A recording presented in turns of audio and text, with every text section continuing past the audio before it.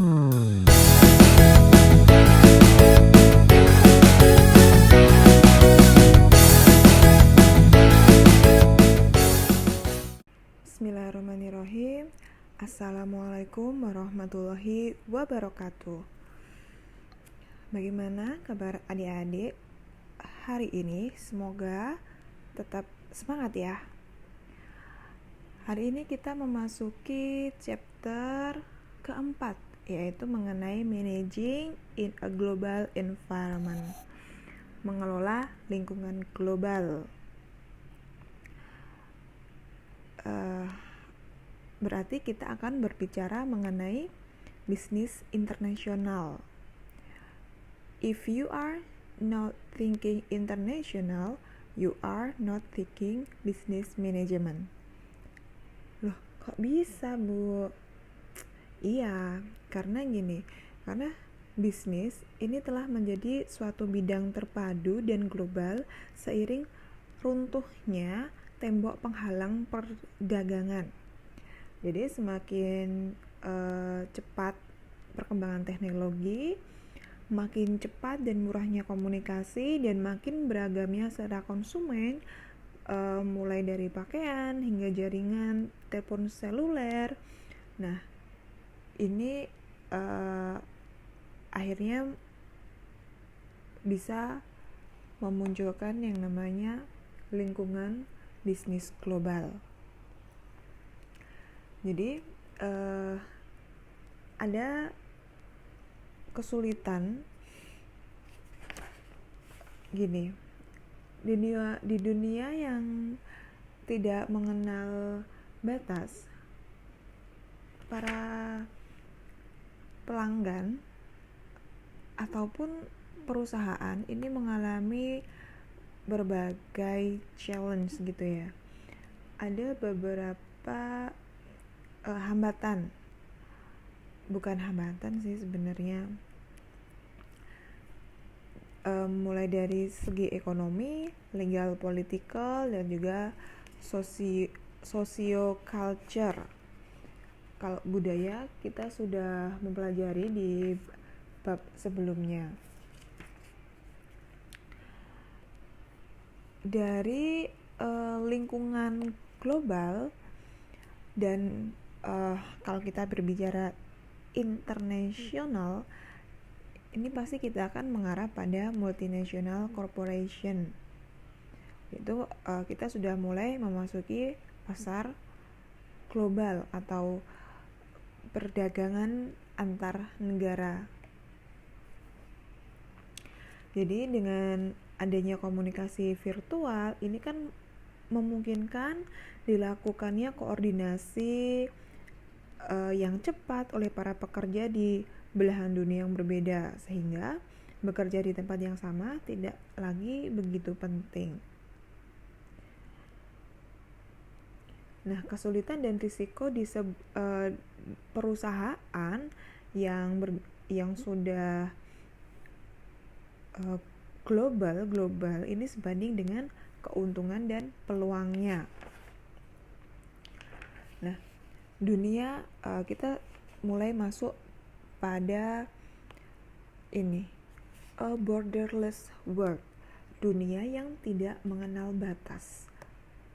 Ini ya, borderless. Nah, ini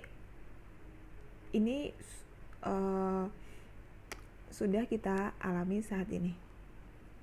Dunia ini sudah tidak mengenal batas. Bisnis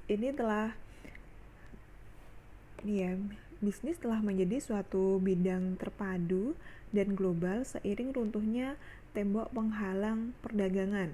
Ya, seperti yang saya katakan tadi.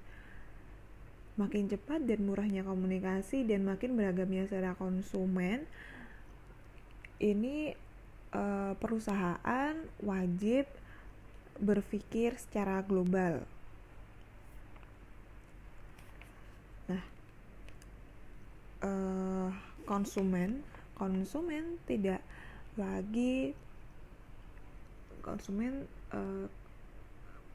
lagi bisa membedakan dari negara mana mereka membeli berbagai produk.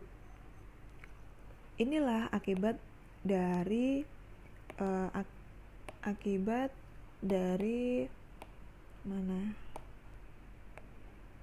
ya adanya borderless world. Ketika kita sebagai konsumen, kita tidak lagi membedakan dari negara mana kita beli produk itu. Contohnya nih, kalau ada yang sering atau yang suka belanja, sekarang kita sudah banyak marketplace seperti Shopee, Tokopedia, Bukalapak, atau bahkan marketplace lain yang sudah menyediakan barang-barang kebutuhan kita. Katakanlah kita pengen membeli aksesoris gadget gitu ya. Yang pertama kita mulai searching di Tokopedia. Kita mulai searching nih aksesoris apa yang kita inginkan. Misalkan casing laptop. Jadi casing laptop ternyata nggak ada yang memuaskan nih di toko itu, di toko yang disarankan. Akhirnya ada keinginan untuk mencoba keinginan membeli ke luar negeri. Caranya gimana? Ya kita nggak perlu pergi ke luar negeri, kan sekarang ada marketplace juga. Contohnya nih Alibaba, kemudian Amazon. Nah di di situ kita jika ada satu produk yang kita ingin beli, ya kita langsung beli kan. Jadi kita tidak akan mengenal dari mana sih produk ini berasal dari negara mana sih. Kita nggak bakal mikir seperti itu. Yang penting barang sampai sesuai dengan pesanan, kemudian ongkirnya juga murah, kosnya juga masuk akal. Ya udah, cara berpikir kita kan seperti itu kalau kita sebagai konsumen. Beda lagi kalau dari cara berpikir dari perspektif si organisasi atau perusahaan itu. Nah makanya kalau udah borderless gini, kita nggak bakalan mikir deh dari mana produk kita ini berasal, kecuali kalau untuk barang-barang tertentu ya, misalkan kendaraan atau gadget. Mungkin ada beberapa konsumen yang berpikir lebih jauh dalam pengambilan keputusan membeli atau tidak membeli. Oke, lanjut. Nah, di sini ada 4 tahapan. Ada 4 tahap globalisasi. Ini pada tahap domestik, potensi pasar hanya terbatas di negara asal dengan seluruh fasilitas produksi dan pemasaran berlokasi di negara asal. Maka para manajer mungkin sadar akan lingkungan global dan bersedia mempertimbangkan untuk memasuki kancah internasional. Ini tahap awal, tahap domestik. Kemudian tahap kedua adalah tahap internasional. Pada tahap ini ekspor meningkat. Nah, perusahaan biasanya mulai mengadopsi pendekatan multidomestik. Artinya, setiap persaingan di setiap negara ditangani secara independen. Desain, pemasaran, dan pengiklanan produk disesuaikan dengan kebutuhan-kebutuhan khusus di setiap negara, sehingga memerlukan kepekaan yang tinggi terhadap nilai-nilai dan kepentingan lokal. Biasanya, perusahaan memanfaatkan divisi internasional untuk menangani pemasaran produk di beberapa negara secara independen. Nah, tahap selanjutnya adalah tahap multinasional. Nah, ini perusahaan memiliki fasilitas pemasaran dan produksi di yang berlokasi di banyak negara, dengan lebih dari sepertiga penjualannya berasal dari luar negeri. Perusahaan ini mengadopsi pendekatan globalisasi, artinya mereka berfokus untuk memasarkan produk serupa ke banyak negara. Desain, pemasaran, dan pengiklanan produk dilakukan secara seragam di seluruh dunia. Tahap keempat, yang terakhir, adalah tahap global atau or stateless stage, tanpa negara. Dari pembangunan perusahaan internasional melampaui batas-batas suatu negara. Nah, perusahaan ini beroperasi secara global dengan melakukan penjualan dan mendapatkan sumber daya dari negara manapun yang menawarkan peluang terbesar dan biaya terendah. Pada tahap ini, kepemilikan kendali dan manajemen puncak cenderung tersebar di berbagai negara. Nah, kalau kita lihat nih, ini adalah 4 tahapan globalisasi. Ini penting untuk dipelajari. Nah, biasanya ini sering banyak keluar kalau untuk ujian-ujian. Ada tahap domestik, internasional, multinasional, dan global. Jadi ini sudah dibedakan dari segi orientasi strategisnya gimana, kemudian tahap perkembangannya gimana, perbedaan dari tiap tahapan tadi ya. Misalkan kalau untuk di tahap perkembangan, misalkan untuk pada tahap domestik, keterlibatan awal di luar negeri. Ini posisi kompetitif. Nah, seperti itu. Jadi ada perbedaan cultural sensitivity dan manager assumption. Nah, ini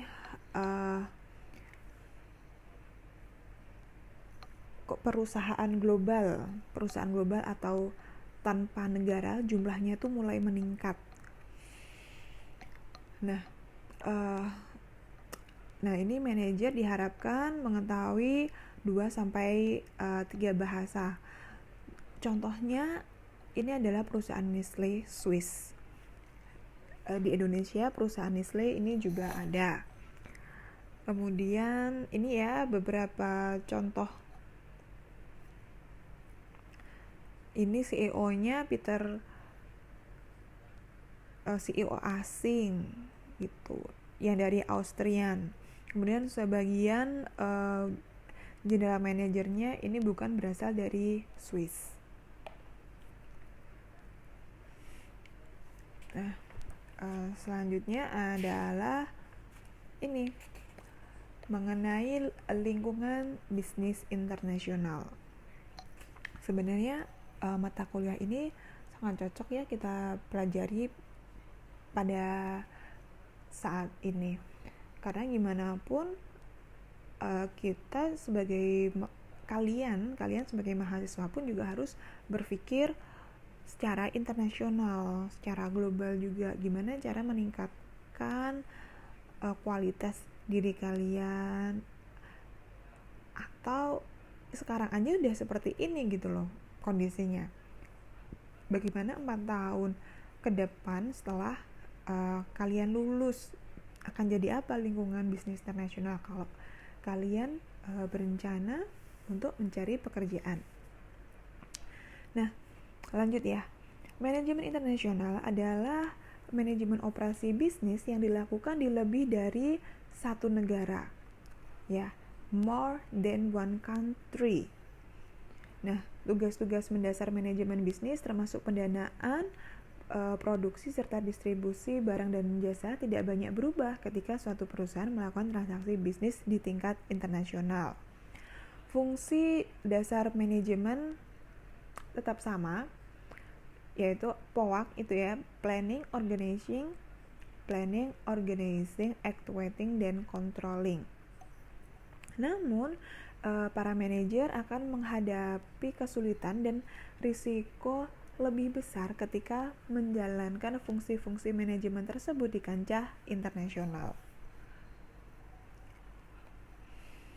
Nah, ini adalah faktor-faktor penting lingkungan internasional.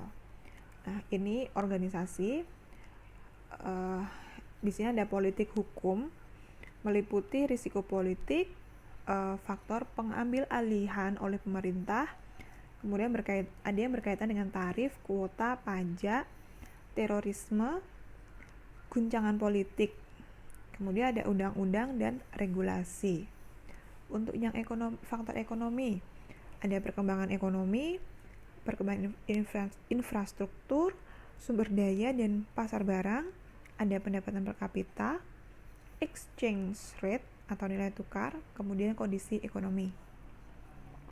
Untuk socio-culture, ada nilai-nilai sosial atau kepercayaan, ada bahasa, ada agama, objek yang sakral, tabu, kemudian ada hari raya, sistem kekerabatan, pendidikan formal dan literasi, dan orientasi waktu. Ini faktor-faktor ini ada di buku. Ini sudah dijelaskan di buku, kalian bisa baca sendiri. Kalau saya jelaskan di sini, kalian nanti malah nggak baca buku kalian. Nah, ini lingkungan ekonomi. Saya jelaskan intinya. Ini adalah kondisi ekonomi di negara tempat organisasi internasional beroperasi. Jadi negara itu dibedakan, ada negara berkembang dan negara maju.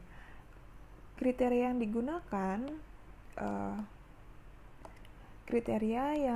digunakan adalah berdasarkan pendapatan per kapita. Negara berkembang ini memiliki pendapatan per kapita yang rendah. Nah, biasanya negara berkembang itu berada di wilayah Asia, Afrika, dan Amerika Selatan. Sedangkan negara yang maju itu berada di Amerika Utara, Eropa, dan Jepang. Kemudian untuk infrastruktur, nah salah satu faktor penting dalam mengukur daya saing itu adalah infrastruktur suatu negara, yaitu fasilitas fisik seperti airport, jalan tol, kemudian railroads, ada fasilitas pendukung, sarana pendukung, kemudian fasilitas komunikasi. Kemudian ada pasar sumber daya dan produk. Nah, ketika menjalankan bisnis di negara lain, para manajer harus mengevaluasi tuntutan pasar akan produk mereka. Manajer harus mengevaluasi permintaan pasar. Ini ya, berkaitan dengan raw materials and labor. Ini biasanya perusahaan MNC. Contohnya di sini adalah McDonald. Ada exchange rate. Nilai tukar adalah nilai tukar mata uang suatu negara terhadap mata uang negara lain. Nah, fluktuasi nilai tukar merupakan kekhawatiran utama bagi perusahaan-perusahaan yang berbisnis di kancah internasional. Karena perubahan nilai tukar dapat berdampak besar bagi daya untung bisnis internasional yang menukarkan jutaan dolar dengan mata uang lain setiap hari. Legal lingkungan politik dan hukum. Ada namanya risiko politik yang didefinisikan sebagai risiko kehilangan aset, daya untung, atau kontrol manajemen karena peraturan atau tindakan politik dari pemerintah tuan rumah. Satu contoh adalah upaya pemerintah baru Rusia untuk memperketat pengawasan finansial. Kemudian masalah lain yang sering disinggung itu adalah political instability yang mencakup kerusuhan, revolusi, kekacauan sipil, dan peralihan kekuasaan yang sering terjadi.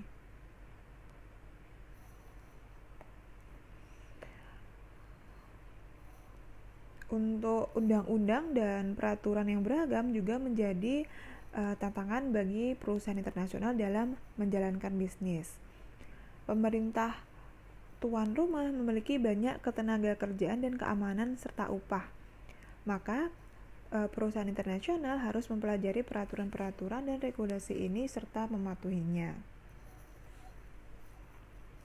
Di samping itu, internet juga memperkuat dampak undang-undang asing terhadap perusahaan-perusahaan US karena meningkatkan potensi untuk melakukan bisnis secara global.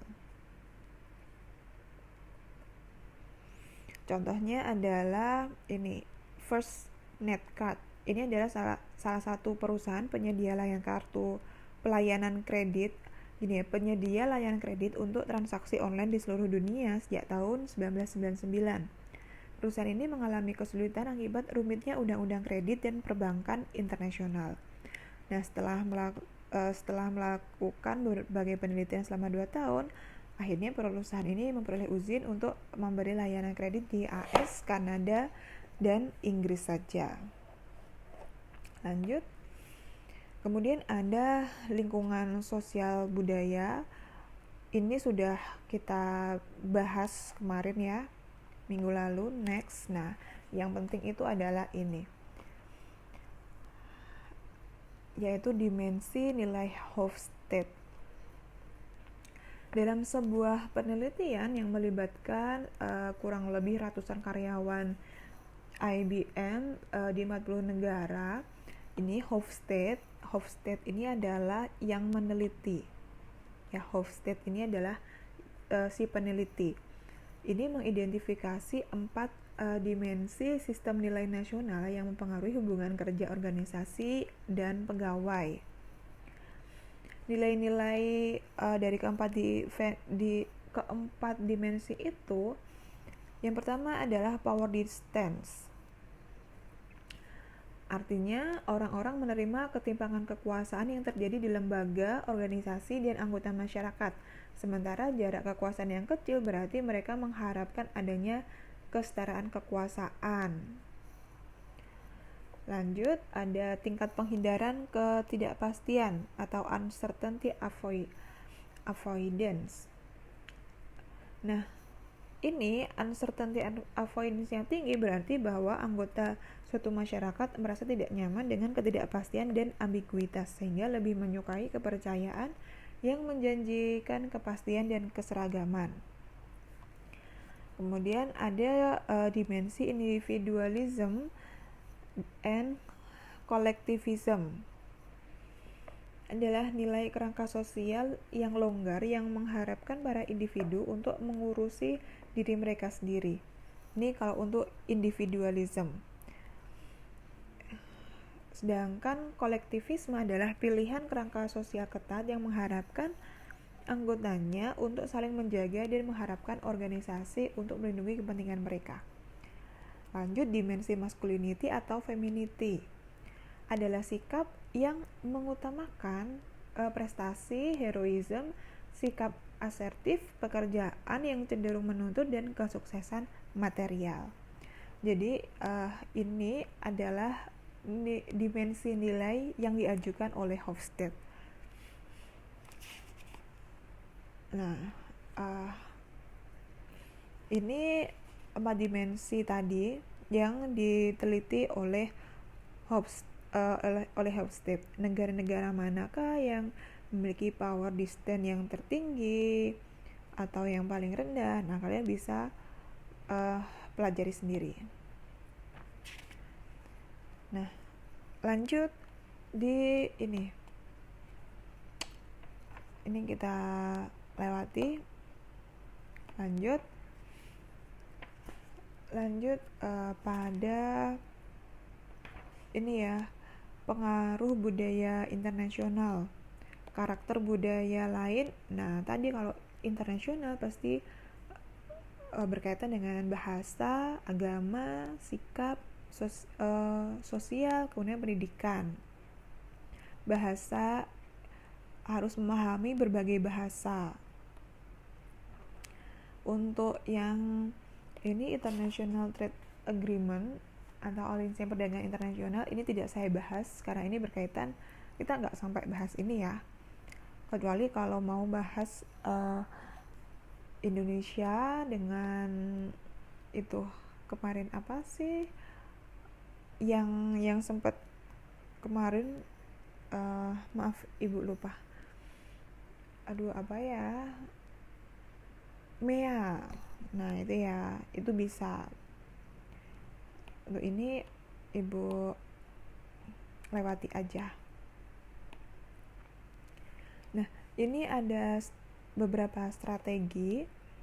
Ini penting nih, ada beberapa strategi yang bisa dilakukan untuk memasuki pasar internasional. Bisa mulai yang awal itu adalah dengan cara exporting, kemudian lisensi atau franchise, ini joint venture, kemudian akuisisi, ada greenfield venture. Nah ini untuk perusahaan multinasional ini pendapatan lebih dari 25% dari total sales revenue dari operation. Nah ini kalau mau MNC ya, bisa dibaca.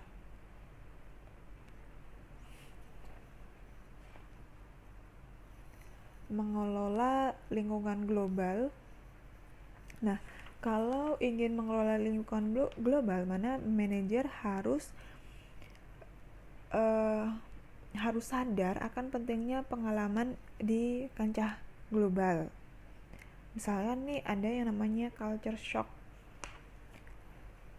Jadi kepemimpinan managing cross culturally, leading, di decision making, motivation, controlling. Nah ini perlu diperhatikan.